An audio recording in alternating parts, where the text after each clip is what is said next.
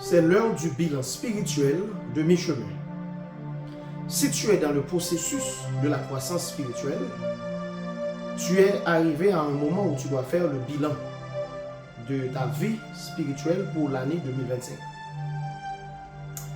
Les professionnels, les dirigeants d'entreprise, les chefs de projet le savent pertinemment, mais il y a un moment dans la vie, il y a un moment dans l'année où il faut s'arrêter pour faire une évaluation, pour passer en revue les différentes activités qui ont été déjà réalisées.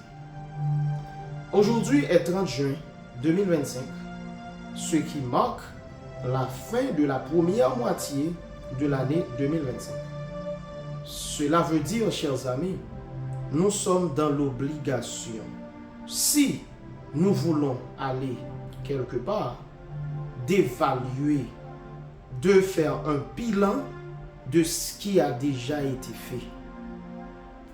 Apôtre Paul nous invite à faire un bilan de notre vie quand il a écrit aux chrétiens de Corinthe en ces termes: éprouvez-vous vous-même pour savoir si vous êtes dans la foi.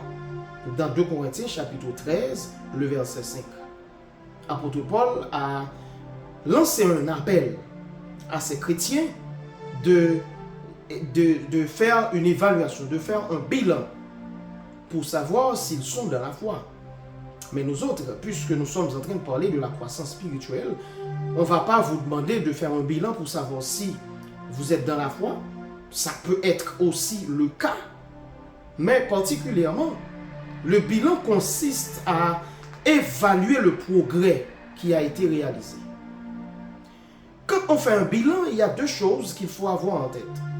Premièrement, si on fait un bilan, c'est qu'on s'est fixé préalablement des objectifs.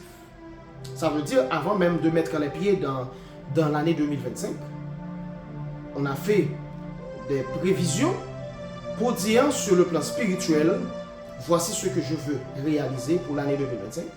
Sur le plan financier, sur le plan professionnel, sur le plan académique, sur le plan personnel, sur le plan familial, il y a les différents domaines de ma vie, je définis des objectifs.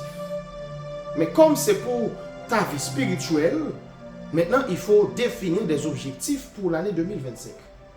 Et normalement, le bilan que tu vas faire est en lien avec les objectifs que tu t'es préalablement fixés. Du coup, si tu n'as pas fixé des objectifs, il sera difficile de faire un bilan, il sera difficile de pouvoir évaluer le progrès parce que tu ne savais même pas d'où tu viens ni où tu vas, donc te repérer, ce sera difficile.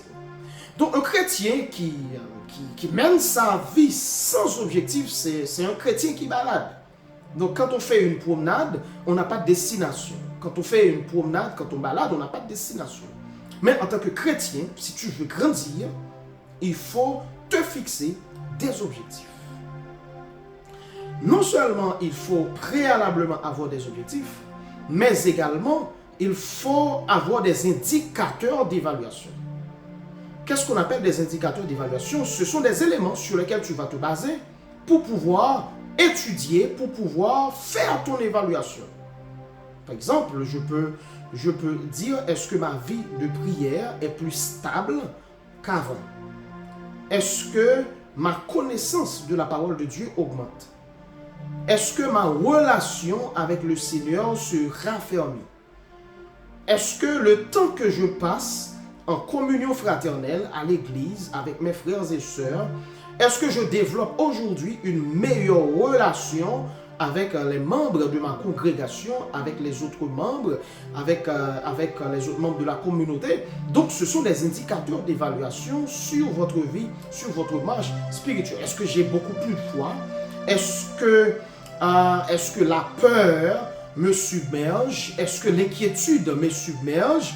Ou bien est-ce que je suis plus tranquille dans les situations parce que je fais confiance à Dieu? Donc, ce sont des indicateurs qui peuvent t'aider à faire une meilleure évaluation. Maintenant, pourquoi un bilan? Je te donne 3 raisons importantes qu'il faut faire un bilan. Premièrement, le bilan permet de célébrer les progrès, même les petits progrès. Donc, si avant, il y avait un péché récurrent et tu arrives à le surmonter, il faut donner gloire à Dieu pour ce progrès. Donc, la première raison qu'il faut faire un bilan, c'est pour identifier les progrès et les célébrer. La deuxième raison, c'est pour identifier les zones de faiblesse. Parce que maintenant, tu vas te concentrer sur les zones de faiblesse pour les travailler, pour les renforcer.